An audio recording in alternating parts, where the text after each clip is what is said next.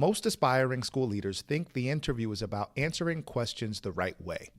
And although that may be true, that's not exactly what gets you hired. What gets you hired is showing the interview committee clearly and confidently that you'll be able to solve their problems. And if you can't do that, it doesn't matter how polished your answers sound or how many years of teaching experience you have. So in this episode, I'm going to break down 5 things I would do if I were preparing for my first school leadership interview, so you don't just show up ready, but you show up positioned to get hired.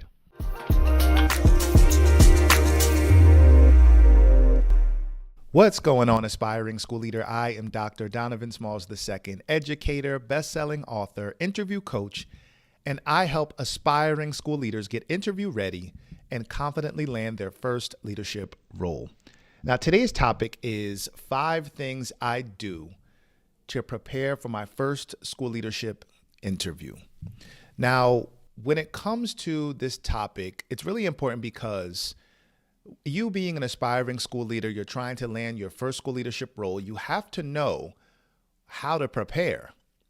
And that often comes up as a question through conversations in the DM and also through email when people reach out to me, like, what do I need to do to actually prepare for a role that I don't have experience in? And that is a great question. And so today I'm going to break down 5 things I would do if I were preparing for my first school leadership role so that you have some context into how you should be preparing as well. So number 1, in terms of our 5 interview readiness moves, number 1 is study the school and district like a leader. Don't just study the school and the district, but now you have to study it as a leader. This is more than just doing your research. You are now studying the student population. You are studying the community context, also academic performance trends, district priorities and initiatives. These are the things that you want to be able to speak to in your interview. You want to have a solid foundation and understanding of what you're about to step into. Why? Because you, as a leader, you're stepping into a position to solve problems. You're not stepping into a position to teach a class, right? They're looking for someone who can lead. And so you have to have as much information, as much context as possible so that you can lead effectively alongside your team of individuals. Let's say you are an assistant principal or you are striving to be an AP. You have to have enough context to know how you are going to be able to function within the team. Your principal, when you get hired, will give you a list of responsibilities and clarify what your role is going to be, but you have to understand the dynamics that already exist, right? The context that already exists so that you can start to identify your levels of strength, your levels of weakness, and determine how you can support the team as well. If you don't understand the people you're serving, you can't position yourself as the leader they need. You are in the people business. We are in the people business as educators. And as leaders, we have to constantly study the people that we are going to be leading. So prior to your interview, you want to get as much context, as much information as possible so you can speak to some of the solutions to the problems that the hiring committee are going to ask you.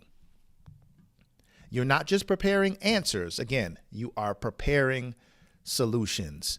And once you understand the context, once you understand the people, once you understand the initiatives, the population, the academic performance trends, then you can now start to understand you in terms of your leadership style, which leads us into number 2. So let's go back a second, right? Number 1 was study the school and the district like a leader. That's our first interview readiness move. Study the school and the district like a leader.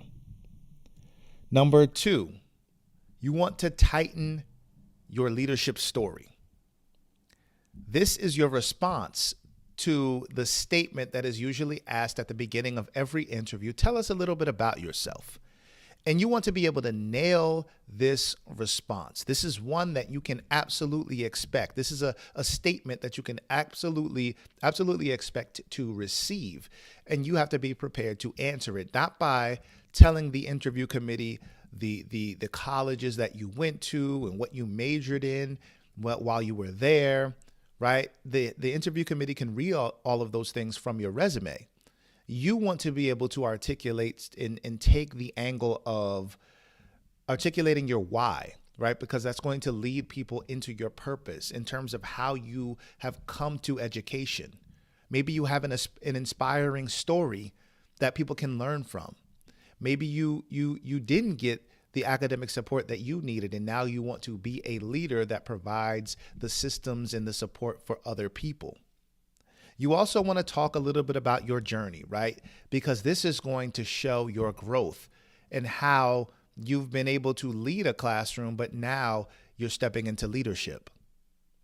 And then you also want to address why now? Why do you want to step into leadership right now? Because timing does matter. So I don't want you to list a bunch of your credentials when you are asked this or provided this statement. I want you to sound like a leader stepping into impact. And you want to be able to demonstrate your impact as a leader by unpacking your leadership story. This is not your resume in paragraph form. This is your leadership identity, because when you answer this statement, when you respond to this statement, tell us about yourself, you are giving the interview committee giving them some insight into who you are as a person, right? Because that is extremely important. We know that people often like to work with people that they like. And so it is just a reality of leadership. It's a reality of life. And you want to be able to provide some context, some insight into who you are, because they're going to be working with you on a daily basis. Parents are going to have questions, and they want to know who you are and what kind of drives you as a leader. So you must be prepared to, again, number 2, tighten your leadership story. Number 3, in terms of our 5 interview readiness moves, number 3 is translate your experience into leadership impact. Do not talk like a classroom teacher. Again, not minimizing what you did in the classroom, because it is extremely important. We know that teachers are on the front lines. We know that teachers are in the trenches with students every single day, being underappreciated, being undervalued, right? We know that we need to be people as leaders that are going to help the conditions so where teachers can thrive, take things off of their plate, stop adding to it, so that teachers can be their best selves for our students. But in this case, when you're stepping into the leadership role, you don't want to talk like a classroom teacher. You want to start talking like a systems level thinker. So you're going to shift from language like, I taught 3rd grade and implemented small groups, to I used data to drive instruction, which led to X results. And that same mindset is how I would support teachers across a building. So you're demonstrating what you did in the classroom, but in a way that scales to an entire building, because that's what you are going to be collectively responsible for as a leader. So the key focus here is you want to focus on results, you want to focus on influence, and you want to focus on scalability. Because you are someone that has to demonstrate in your interview your leadership impact beyond your classroom. And one of the things that I talk about in my book, Beyond the Classroom, is the fact that as a school leader, as an aspiring leader, once you land that role, you have to understand people, you have to understand the organization. And in order to understand and navigate the organization of school, you have to be a systems level thinker, because the systems that you put in place or lack thereof are going to give you the results that you want or do not want. And then if you are receiving the results, you have to understand that it is because, most likely, the systems that are in place. but you don't want to deal with issues on an organizational level in a silo. You want to be making sure that in your interview, you're coming across as a systems level thinker. The committee isn't hiring you to teach a class. They're hiring you to impact an entire school community. So you have to keep that in mind, right? You have to be able to, again, number 3, translate your experience into leadership impact. Yes, you can talk about what you've done in the classroom because that's all the experience that you have. And again, hopefully you've been able to do some other things school-wide where you can speak to some of the school-wide decisions that you've been able to make or the school-wide impact that you've been able to make. However, you have to start getting used to using language as a classroom teacher that shows how you are going to scale the results that you have gotten in your classroom to an entire school community. So number 3 is translate your experience into leadership impact. Number 4 is prepare for scenario-based interview questions. These scenario-based questions are going to reveal your decision-making, your leadership mindset, your composure under pressure. Because every decision, every scenario that you are in, you are not going to have experience with. There are going to be some things you are faced with as a school leader. You are like, I have no experience with this. And that happens on most days. However, if you are able to give the interview committee insight into your decision making, how you think, your mindset, and the fact that you are going to be calm, cool, and collected under pressure, you are going to be composed and poised, then they are going to see that this is a leader that I can trust. This is a leader that I can trust to help lead this school community. This is a leader who I know is not going to panic, because as a leader, what you do, how you are, your leadership disposition is going to be reflected among the people that you lead. So if you are frantic, what do you expect your teachers to be? If you are constantly feeling rushed as a leader, if you are coming across as someone who is not poised, how do you think the people that you lead are also going to feel? They're also going to be panicked and full of anxiousness. So you have to be the calm within the storm. You have to be someone who is going to be steady regardless of what is happening, right? Regardless of the chaotic moment, the crisis that you may be in. You, even though you have no experience with it, you have to be able to lead with a level of a calm disposition that shows that you can help handle the scenario. You won't have experience with everything, but you can demonstrate how you think. The interview committee, they're not listening for just the answer. They're evaluating your judgment, which is critical, and something that you want to be able to demonstrate is that you have great judgment. So here's a simple framework that you might use when you are answering scenario-based questions in your interview, because you are going to get them. You might receive a question and then you might pause briefly, clarify the problem, give a little bit of context, and then you're going to lead with your values, right? You're going to make sure that you're keeping students first. You're going to make sure that you are valuing staff. You are going to make sure that your utmost responsibility is what? School safety. You're making sure that everyone is safe in that building. Because again, you are the line of protection. Although the teachers are on the front lines, you are working together. Everybody is on the same team, just with a different role.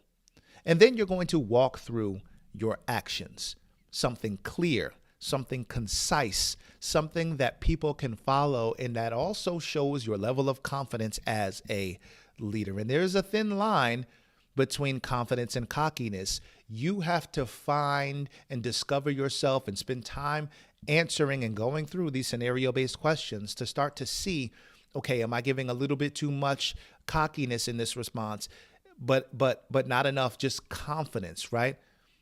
Am I coming across arrogant, or am I coming across as someone who is sure about myself?